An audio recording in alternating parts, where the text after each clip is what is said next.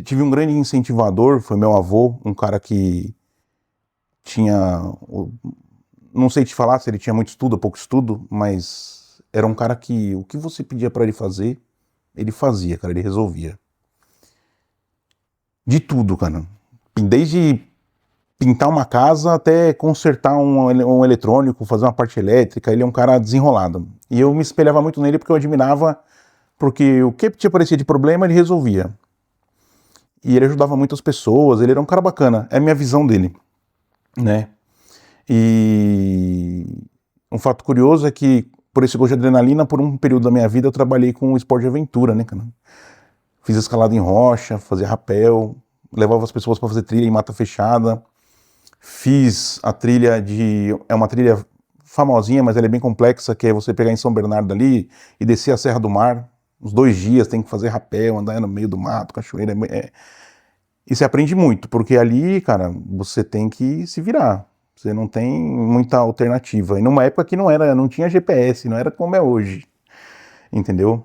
Mas aí o IMC foi subindo, a flexibilidade baixando, eu fui parando, deixando isso de lado, mas uma coisa leva a outra e eu tive a sorte de, de, de criar uma família que eu tenho muito orgulho e que sempre me apoiou, porque eu tive que parar de fazer essas loucuras, né, de esporte de aventura e eu tive que encontrar outros meios para extrair essa adrenalina, né?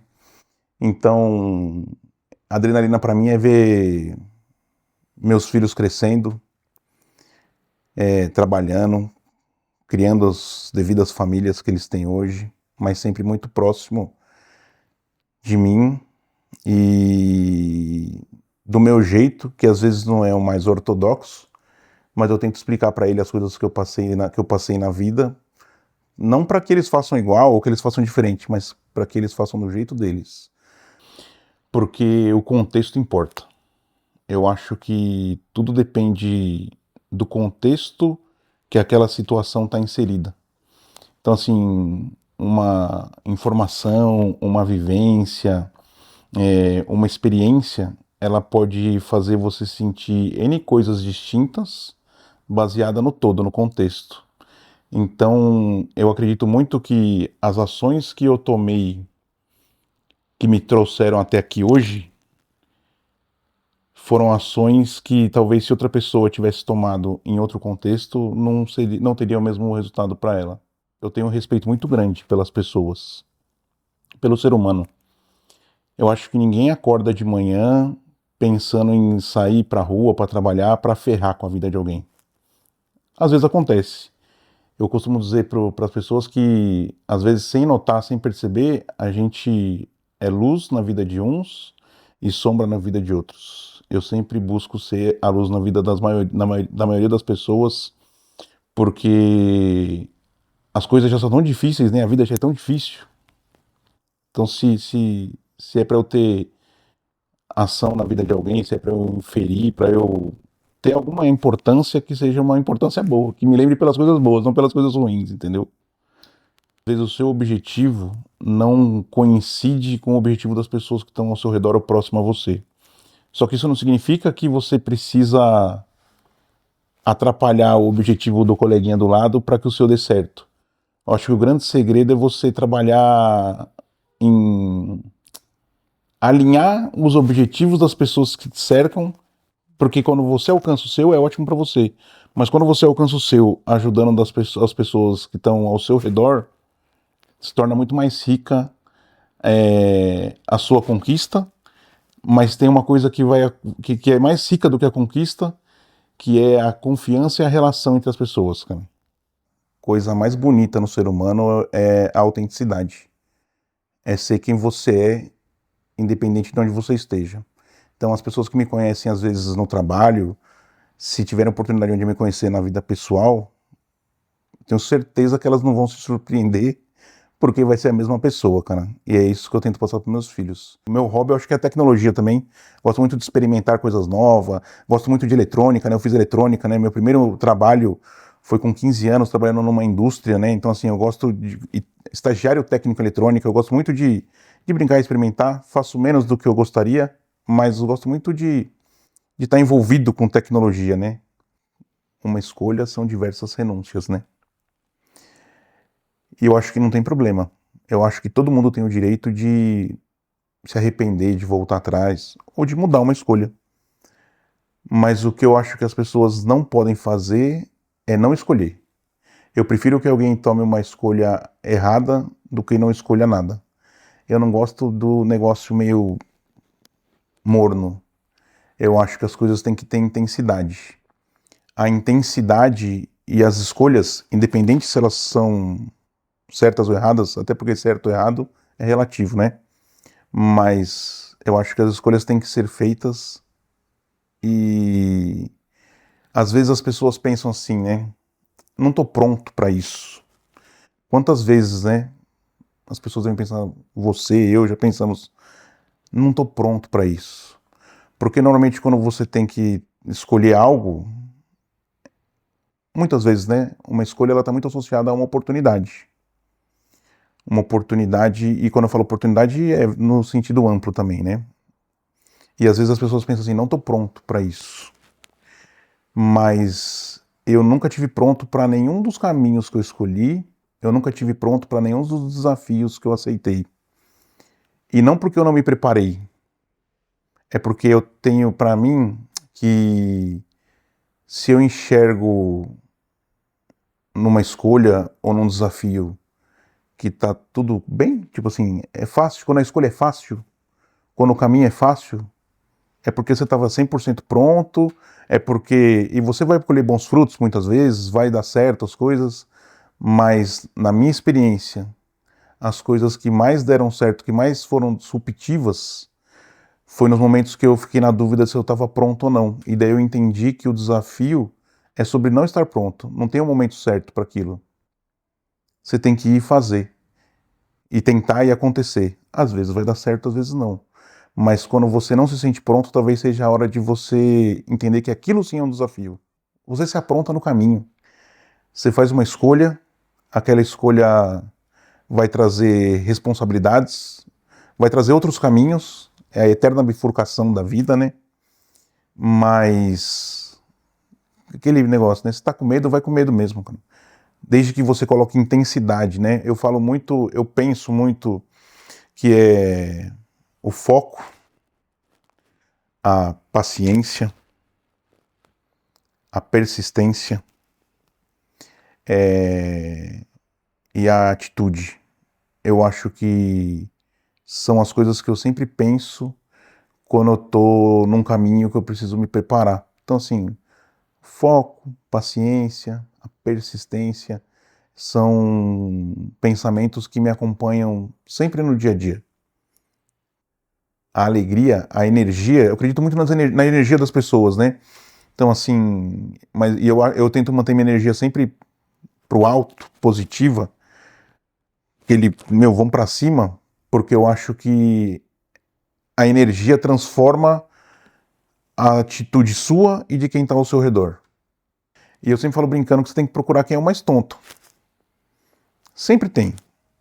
E se você não achou o mais tonto é você. Então fica atento ao ambiente. Mas eu acho que o ambiente ele transforma, mas eu não permito ou tento, eu não me moldo para caber onde eu não sou bem-vindo ou onde eu não caibo. Pô, eu sou grande, bicho.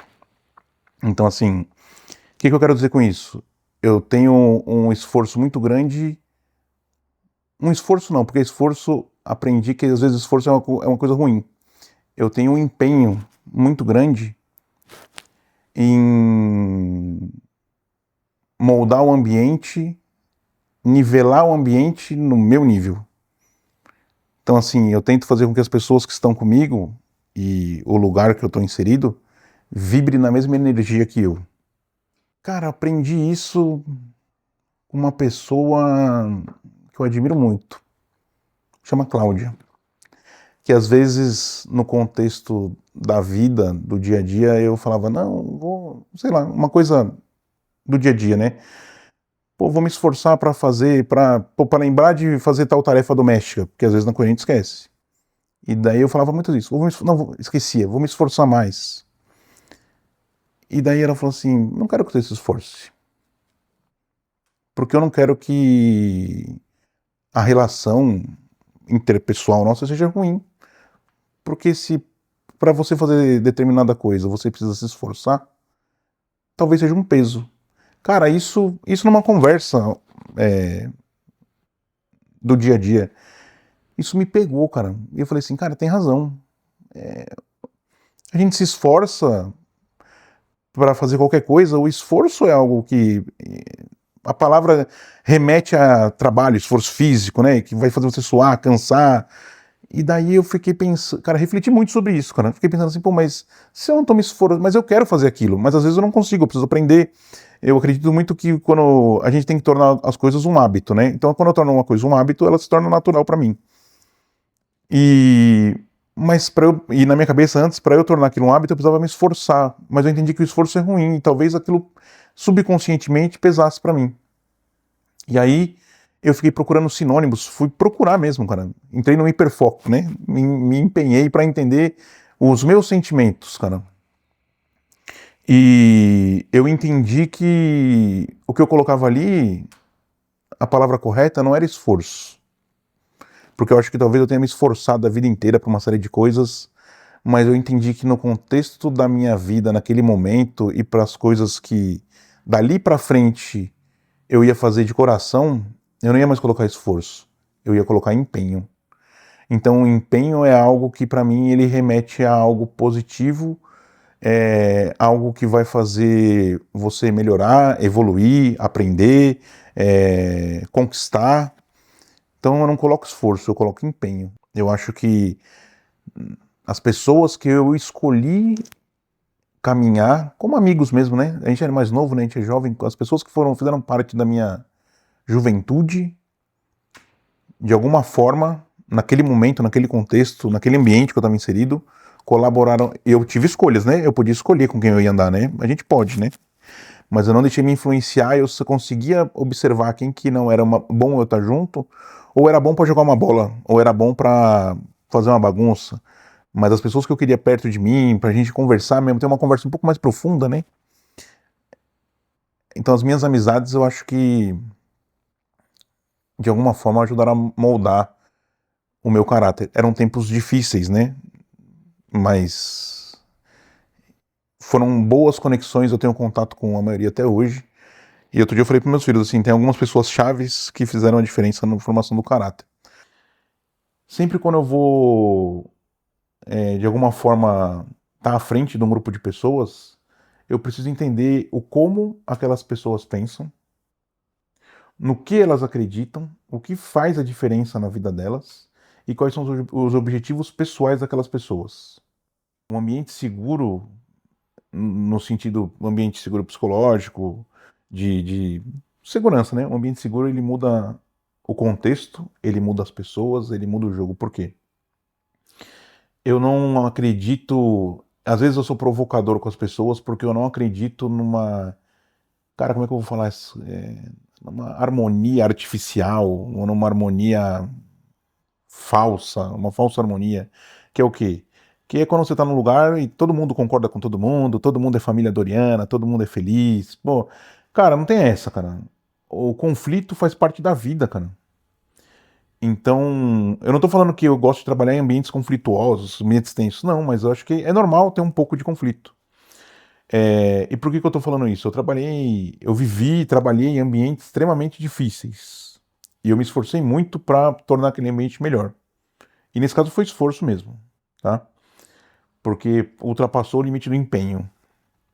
Mas. E quando eu vi que eu não cabia, eu fui embora. E olha que loucura, cara. Eu cheguei a pensar. Eu trabalho com tecnologia desde que eu me conheço por gente. Desde os meus 15 anos, trabalhando com tecnologia. Tive coisas paralelas que não foram, mas sempre com tecnologia, sempre. E eu tive em lugares onde eu repensei se eu servia para trabalhar com tecnologia. Eu falei, cara, eu não sirvo. Eu não nasci para isso, eu escolhi errado a vida inteira, cara. E daí eu me dei conta que não era eu, ou o meu conhecimento, ou era o ambiente, cara. E no minuto seguinte, modo de dizer, eu contido em outro ambiente, eu pensei, cara, eu sou bom nesse negócio aqui, eu acho que eu mando bem. De alguma forma eu sou bom. E eu percebi isso com as pessoas. Então, o que eu tomo muito cuidado, isso é importante. O mundo corporativo, ele é meio esquisito às vezes, né? Porque as melhores oportunidades você consegue às vezes quando alguém te indica para outra pessoa, né? Isso é fato, né? Não tem jeito. E eu tomo muito cuidado quando alguém fala para mim assim, ó, cara, vou te indicar um cara aí, mas ó, fica de olho porque, sei lá, não tive uma boa experiência com ele. Tecnicamente ele é muito bom nisso que você tá precisando, mas, cara, fica. Eu tomo muito cuidado porque às vezes o cara é fera mesmo. O cara é fera, é bom, tanto tecnicamente quanto como pessoa. Mas o ambiente que ele tava não promovia ele. Você entende? Então eu tomo um cuidado muito grande de. Eu escuto a pessoa falando, não, beleza, manda aí, vamos conversar com ele, vamos entender. Vou conhecer essa pessoa aí. Mas eu não deixo aquilo me influenciar na minha decisão. Porque quando a pessoa vem conversar comigo, a primeira coisa que eu pergunto é: como que você era tratado lá? Como que era o ambiente? Como as coisas funcionavam? E daí você vai entender, às vezes, que ou o cara podia estar num momento de vida difícil, ou o lugar era difícil. Tem lugares que são mais fáceis ou mais difíceis. Ou tem lugares que são para algumas pessoas e não são para outras. Então, assim, para mim o ambiente é super importante. E a liderança também vai por essa linha. É você dar o conforto para a pessoa falar o que ela está pensando, da forma dela, do jeito dela. O balé corporativo ele é importante, faz parte do jogo, tá? Faz parte do trabalho. Mas a autenticidade e as pessoas serem genuínas também tem que fazer parte. Então a gente tem que dançar o balé corporativo à nossa forma. Então, assim, a liderança também acho que é muito disso. Você dá tranquilidade para a pessoa falar o que ela pensa, falar o que ela acredita, o que ela acha, o que ela quer fazer, e você poder discordar dela de uma forma ok, independente do ambiente que ela tá. Eu tenho pensado muito nisso, por quê? Porque a gente está falando de ambiente, mas as coisas mudam. Então, o ambiente que você está hoje, o mesmo lugar, as mesmas pessoas, pode ser diferente depois. E você tem que estar atento a isso para você ir se adequando e dançando esse balé, que é o que eu estou falando. E a liderança também está dentro disso, de você explicar para as pessoas, ó, pessoal, o contexto mudou. O ambiente é outro, a cultura está se moldando, porque a cultura leva tempo. Então a cultura vai se transformando e as pessoas não notam. Não existe uma Gmood para a cultura. Não existe Gmood para a cultura. A cultura ela é moldada pelo comportamento, pelas ações das pessoas, pela ação daquilo que não está escrito às vezes. Não tem um procedimento, um método para aquilo.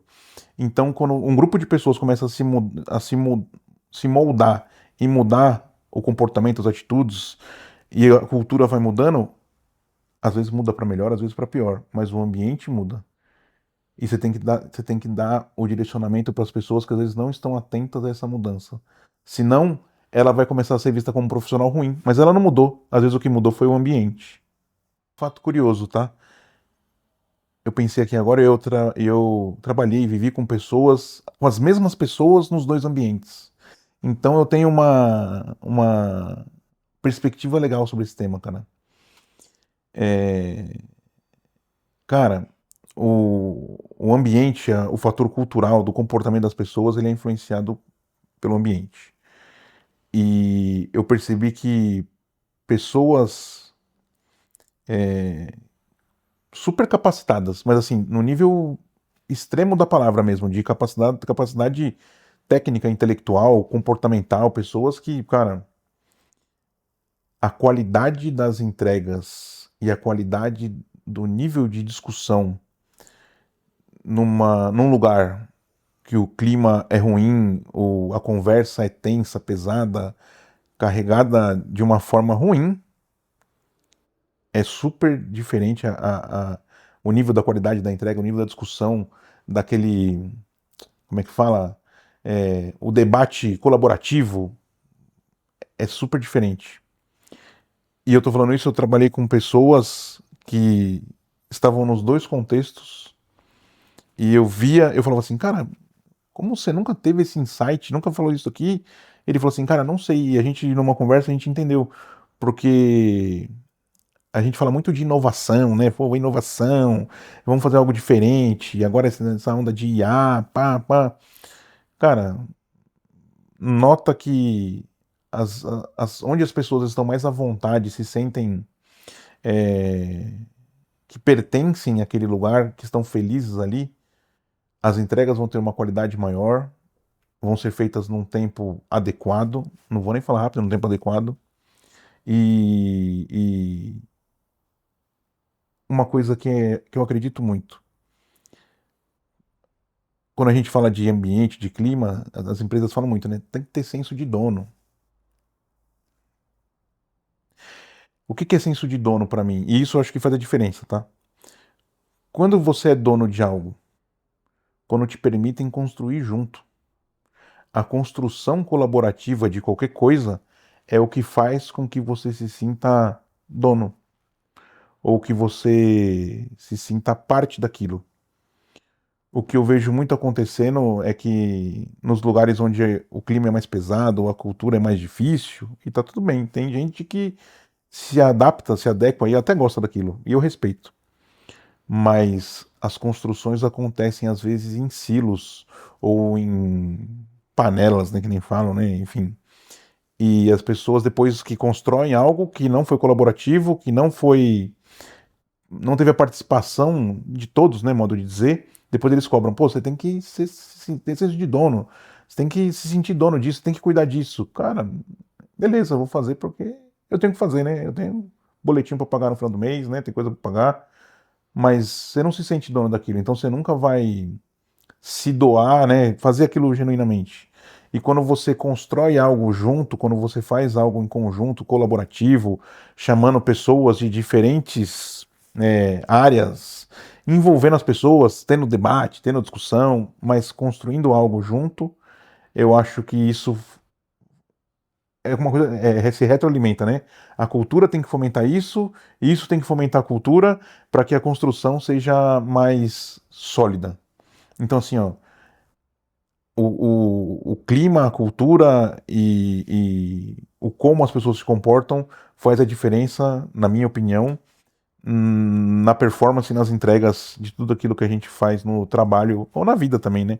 Não tem nada melhor do que você fazer algo, construir ou fazer algo que você tá afim, tá feliz, né? Tá colocando amor e carinho naquilo lá, cara, não tem como sair algo ruim, cara.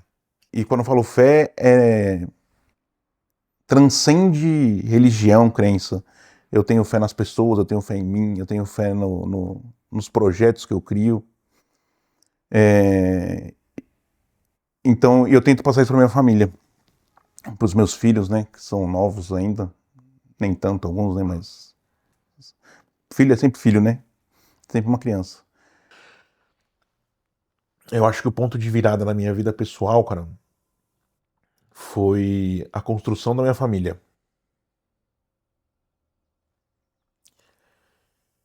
Eu encontrei, eu eu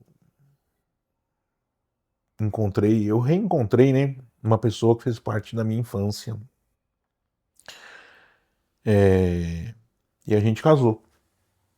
E essa pessoa me tornou um ser humano melhor, velho. E ela me aceitou, cara, e eu aceitei ela, e a gente se entendeu, e ela já conhecia muito da minha história, que a gente se conhecia desde criança. E a gente foi se conhecendo cada vez mais, e ela foi o ponto de virada pra mim, cara. Depois que a gente começou a ficar junto, não foi fácil, por N fatores no começo, a gente foi se aprendendo a conviver, a lidar um com o outro, a se respeitar, a se amar. E eu sinto um amor por ela genuíno, cara. E eu sinto uma gratidão por ela genuína, porque se você, de novo, cara, olhar minha vida, cara, existe uma vida minha antes e depois da Cláudia ter aparecido na minha vida, cara. E a minha vida que existe depois da Cláudia, cara, é uma vida maravilhosa, cara. Eu queria muito e as pessoas entendessem que os momentos difíceis, eles passam, cara. Assim como os bons também. E eu posso falar com propriedade que a forma como você encara um momento difícil vai ditar o seu futuro de uma forma muito ampla. Eu tive que aprender a me manter calmo em situações extremas. Eu acho que nenhuma atitude tem que ser tomada. Se você não precisa decidir aquilo naquela hora, não decida, cara. Espera, cara. Tenha calma. E entenda que por mais difícil que seja o momento que você está passando, ele vai passar. Mas eu acho que a calma é fundamental. Por pior que seja o momento, por pior que seja a situação, é a calma. Porque a calma, na minha opinião e para mim, a calma traz a clareza do pensamento. E com a clareza do pensamento, a chance de você tomar uma decisão, uma atitude ruim, ela é infinitamente menor. E quando eu falo calmo, não significa lento, mas calmo. Se manter sereno. Então, assim, eu acho que pra mim, se eu pudesse dar meus 5 centavos, é. Calma. Eu acho que é uma coisa que eu falo muito. Calma. Respira, cara. Solta um ombro, olha em volta. Calma. Mas vamos agir, mas calma. Entendeu? Não diria que. Não só nos momentos de crise, mas nos momentos de crise tem muita oportunidade. E quando eu falo crise, é tipo assim. Nem o cara fala, né? Um homem sem um financiamento pesado pra pagar é só um menino, né? Então, assim, não tem nada que te motive mais, não tem nada que me motive mais do que ter é, como resolver problemas e conquistar objetivos. Quando a gente fala de crise, eu vou fazer um paralelo, né? Eu acho que faz muitos anos que eu trabalho já com missão crítica, né? E missão crítica tem normalmente o quê? A sala de crise. E eu sempre percebi, sempre procurei ajudar nas salas de crise, sempre procurei manter a calma, orientar as pessoas, conduzir, liderar com calma, sem ofender ninguém, sem perder a linha, às vezes sendo um pouco mais duro com um, mas sempre. E esse para mim é um grande exemplo de que foram essas salas de crise que me fizeram melhorar na minha carreira, as posições, por conta da minha postura lá dentro. Então eu acho que é um grande exemplo de que como você se comporta numa crise é o que faz a diferença no fim do dia. Eu sabia tudo? Não. Eu tinha um contato com todo mundo? Eu sabia? Não, mas eu estava calmo para conseguir raciocinar e ir me moldando e fazendo as coisas de acordo com aquele contexto. E eu acho que quando a gente fala de crise no sentido amplo da coisa, uma crise financeira, uma crise econômica, uma crise de qualquer coisa que seja, é, numa crise no relacionamento, é quando você tem as melhores oportunidades para fazer coisas que você nunca tentou, fazer coisas diferentes daquilo que você está habituado, arriscar, porque você está numa crise, às vezes você precisa arriscar um pouco mais, fugir do script, fugir do convencional, do habitual. Então, assim, mas você entende que eu não fiquei só numa crise financeira, econômica, eu falei de relacionamento. Relacionamento marido e mulher, pai e filho, amigo e amiga. Você tá numa crise, cara? Você tem uma oportunidade de fazer algo melhor, diferente, para tentar reverter isso ou fazer com que essa crise seja superada de uma forma que se torne uma história engraçada para contar no futuro. Eu passei por muita coisa, mas eu acho que coisas boas, coisas ruins, como todo mundo. E eu acho que às vezes a forma como eu lidei com as coisas que eu passei foram muito particulares para minha realidade. Mas que de alguma forma pode ser que ajude outras pessoas a entender um outro ponto de vista que às vezes você está no olho do furacão, você nem percebe.